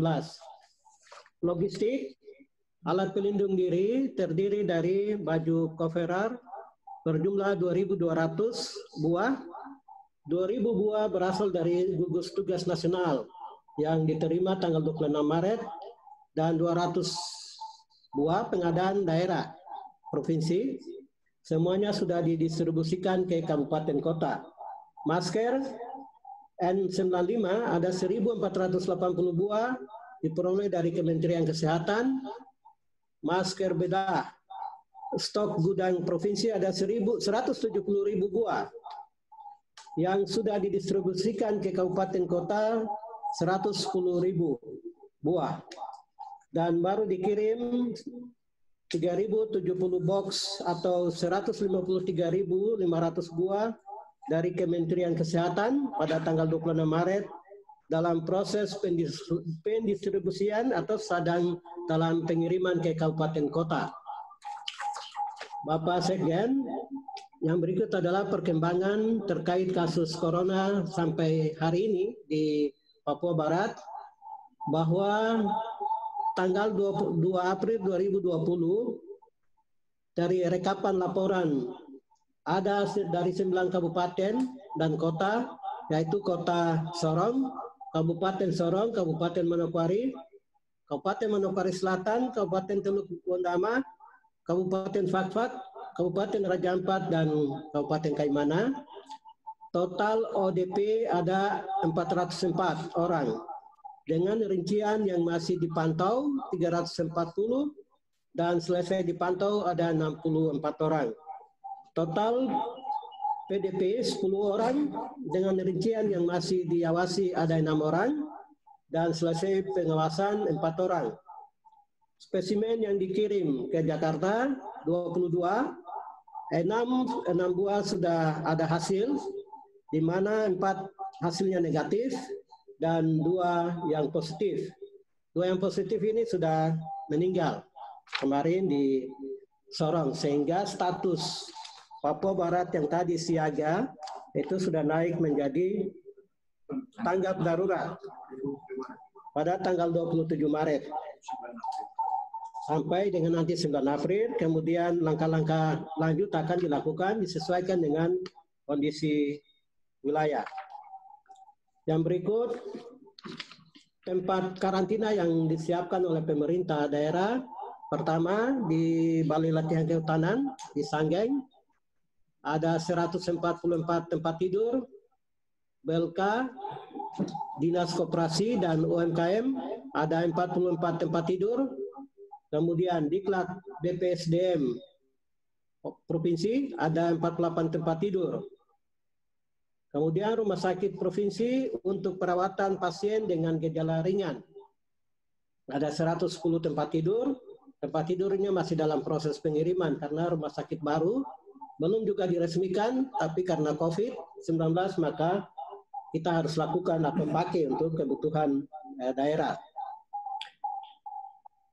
Sampai hari ini atau dari jumlah tempat tidur itu ada total 348 tempat tidur yang siap untuk digunakan. Yang terakhir yang saya sampaikan adalah terkait dengan alokasi anggaran yang telah kita lakukan hanya melalui pergeseran kegiatan anggaran pada kegiatan-kegiatan pemerintah daerah yang kita tidak bisa lakukan karena wabah. Itu totalnya ada sekitar 52.940.809.250 rupiah. Ini itu di luar dak fisik belum masuk di dalamnya. Dan ini akan kita skenariokan dalam penanganan penyebaran virus COVID ini dengan secara bertahap actionnya, sehingga tidak sekaligus kita kasih ke gugus tugas, tetapi kita melihat perkembangan di lapangan. Dan kita akan mengikuti semua aturan-aturan yang disampaikan dari Jakarta. Waktu berikut ini saya mohon untuk diberikan kepada Sekda Kabupaten Manokwari untuk melanjutkan laporannya. Terima kasih. Izin Pak Sekda singkat aja ya, karena masih ada lagi yang minta lagi. Silakan Pak, singkat. Terima kasih. Terima kasih Pak Sekjen beserta jajaran. Selamat siang. Assalamualaikum warahmatullahi wabarakatuh. Waalaikumsalam. Salam sejahtera untuk kita. Shalom. Pertama-tama dari Kabupaten Manokwari menyampaikan bahwa sebelum ada surat dari pusat terkait dengan pembentukan tim Satgas penanganan COVID, Kabupaten Manokwari pada tanggal 29 Januari telah membentuk tim penanganan COVID di Kabupaten Manokwari. Perlu kami sampaikan kebijakan yang ditempuh atau yang dilakukan oleh Bupati Manokwari adalah yang pertama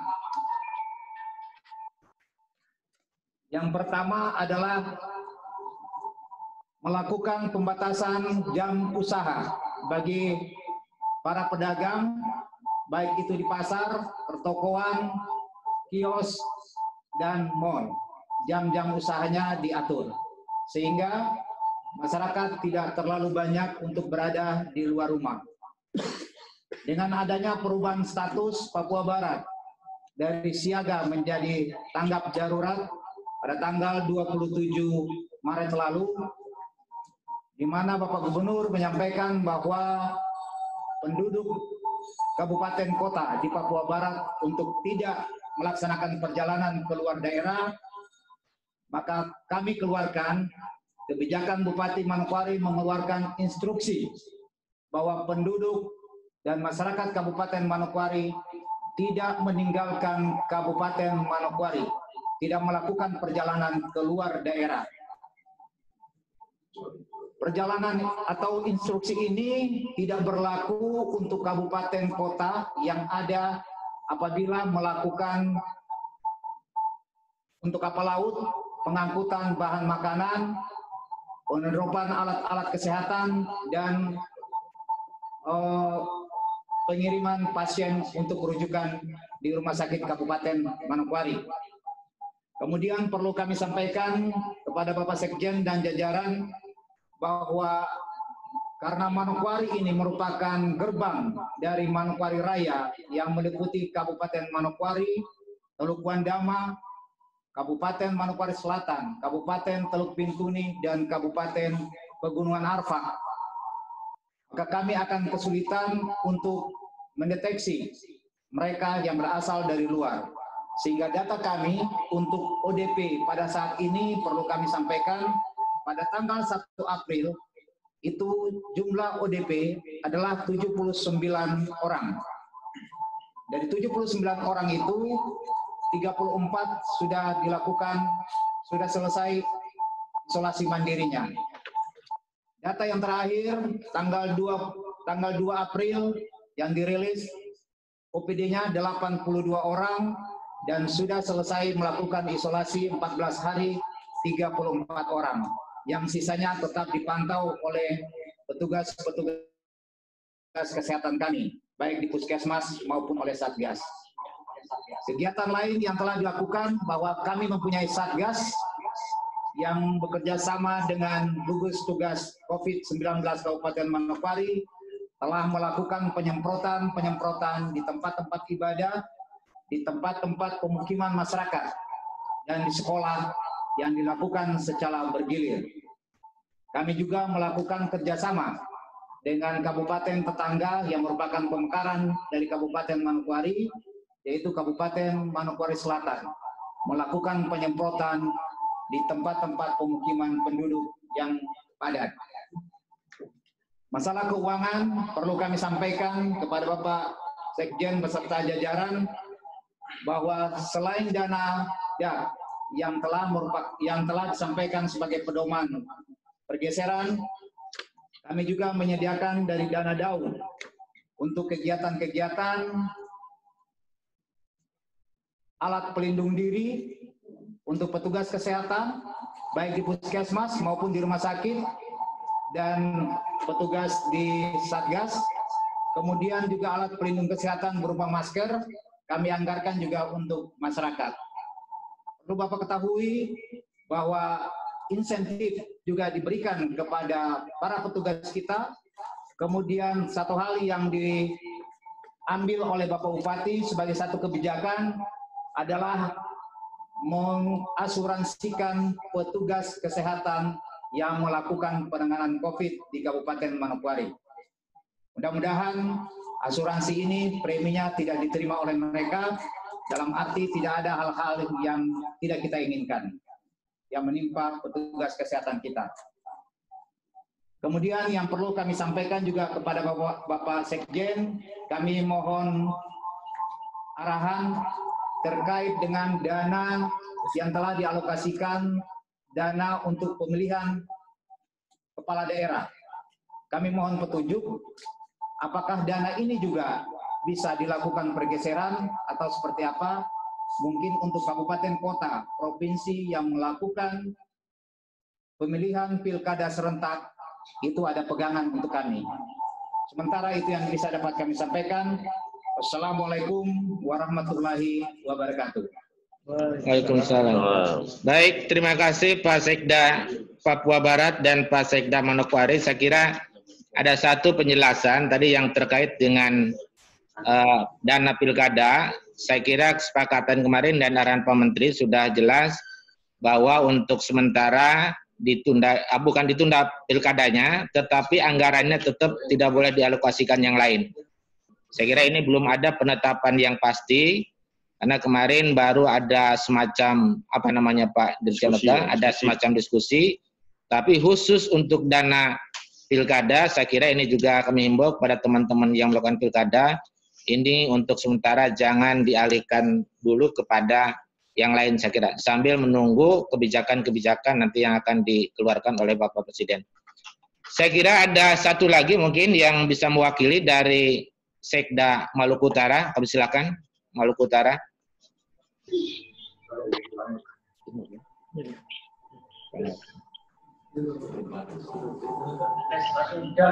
Assalamualaikum warahmatullahi wabarakatuh.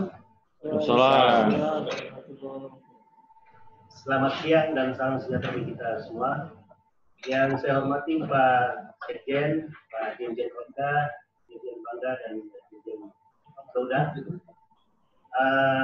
Terima kasih. Kami ingin melaporkan semenjak dikeluarkannya Permen 20, Permendagri nomor 20, kami telah mengambil langkah-langkah membentuk gugus tugas, kemudian melakukan upaya-upaya untuk penyiapan dana, yaitu dengan mengeluarkan dana tak terduga pada saat itu sesuai dengan arahan. Dalam beberapa hari kemudian telah ada dana untuk Dinas Kesehatan 5 miliar dan Badan Penanggulangan Bencana yang tergabung merupakan bagian dari dukungan terhadap penanganan COVID itu senilai 7 miliar.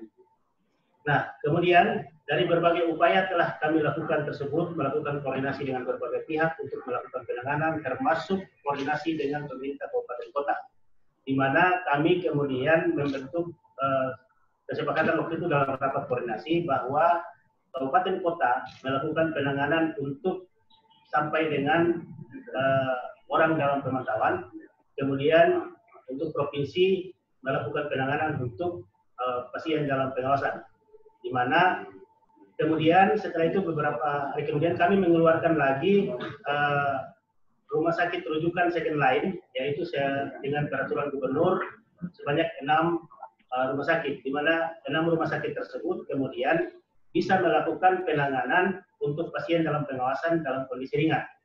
Kalau kemudian sudah menjadi berat, tetap semuanya sesuai yang ditunjuk oleh Kemenkes, yaitu di Rumah Sakit Hasan Sori Ternate. Kemudian setelah itu kami juga saat ini telah melakukan upaya untuk mengkarantina apabila terjadi pembesaran pasien dalam pengawasan, dan kemudian kondisinya setelah dilakukan penindakan di rumah sakit dan sudah mulai ringan, maka kami menyewa hotel yang paling besar di Ternate ini untuk karantina apabila ada PDP, dan juga untuk para perawat dan medis dan para medis yang selesai melakukan shift atau beristirahat di hotel. Itu yang kami lakukan.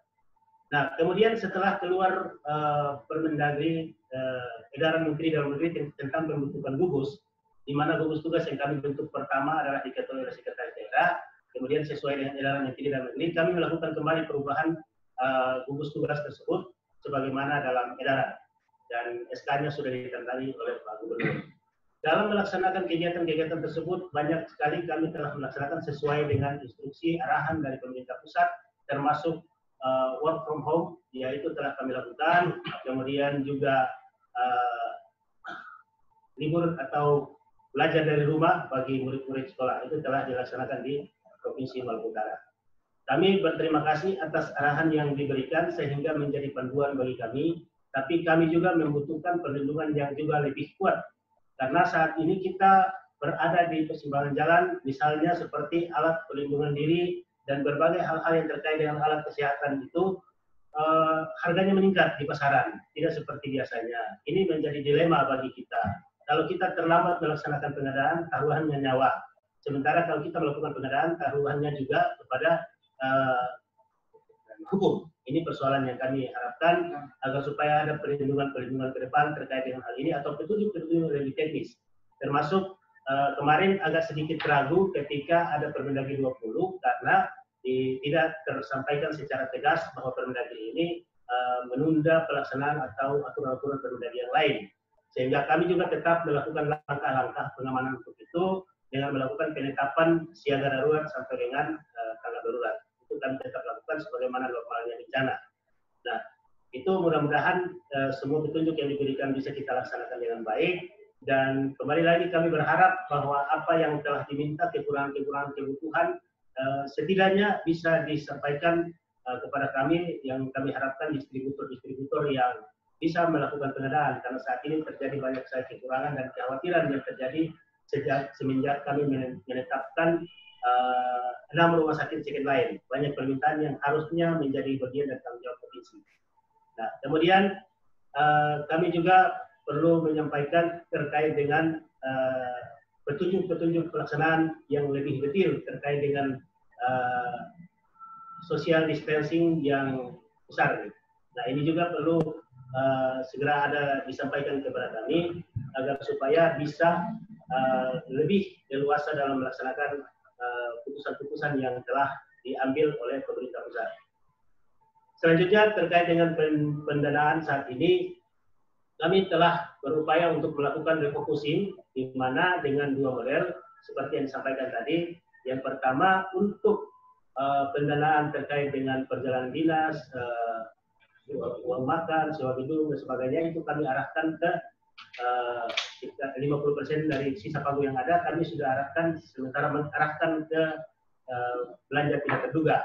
Kemudian kepada masing-masing SKPD dengan dananya masing-masing kami arahkan untuk melakukan refocusing kebutuhan terkait dengan kegiatan-kegiatan penanganan COVID-19 ini.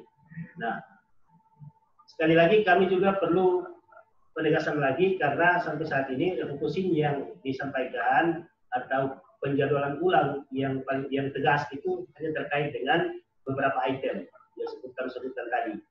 Namun item-item yang lain belum terlalu ditegaskan secara pasti.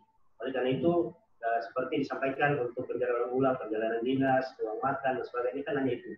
Nah, oleh karena itu supaya bisa kita menjadi dasar hukum yang pasti, kami berharap semua regulasi-regulasi yang disampaikan ke daerah karena kondisi yang seperti darurat tetap harus dipayungi oleh pemerintah pusat agar supaya kita dapat lebih leluasa dalam menangani kejadian.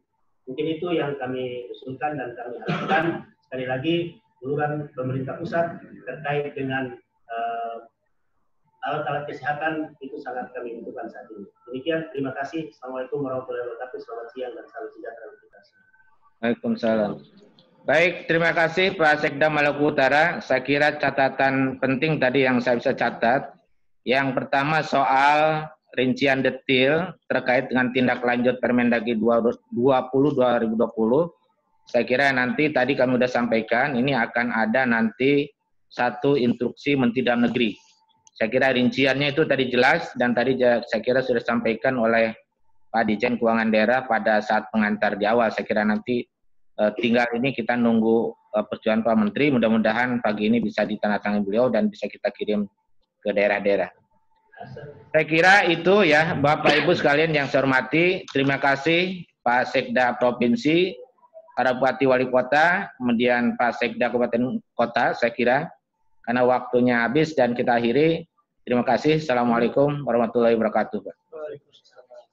Waalaikumsalam warahmatullahi wabarakatuh.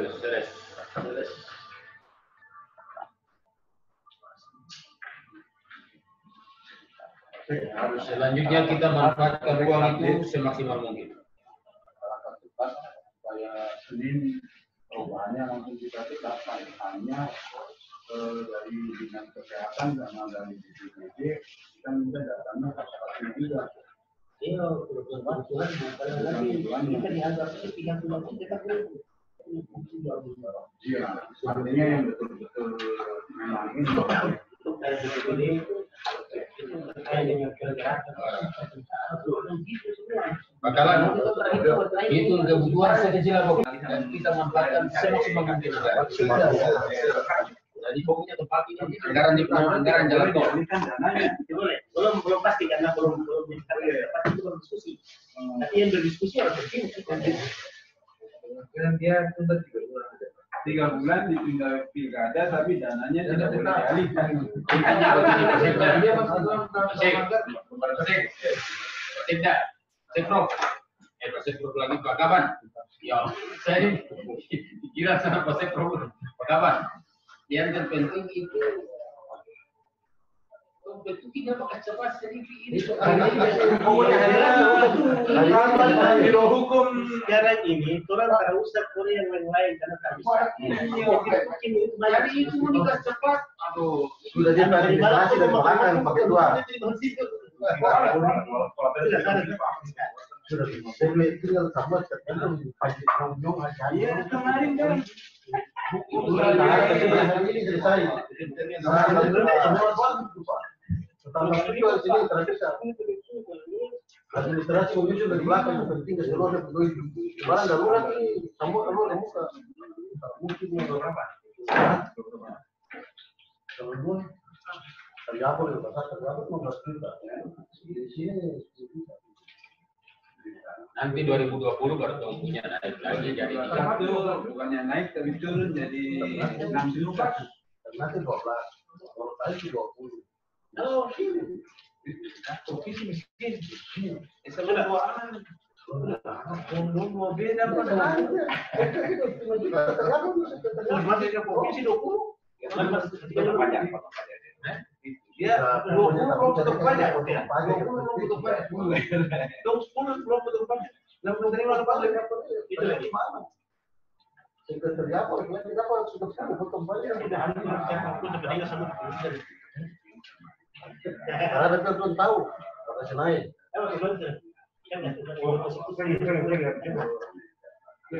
Yang untuk makan udah beli kan?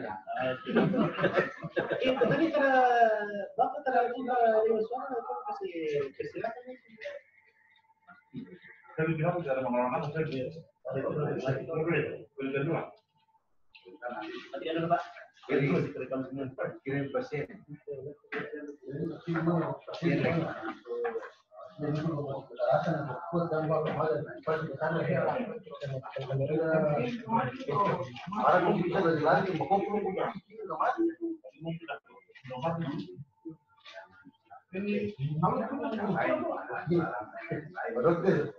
Saya mau kasih cepat lalu aman.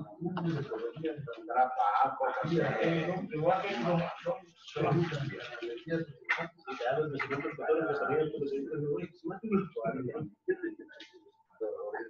Punya lagi? Iya, masih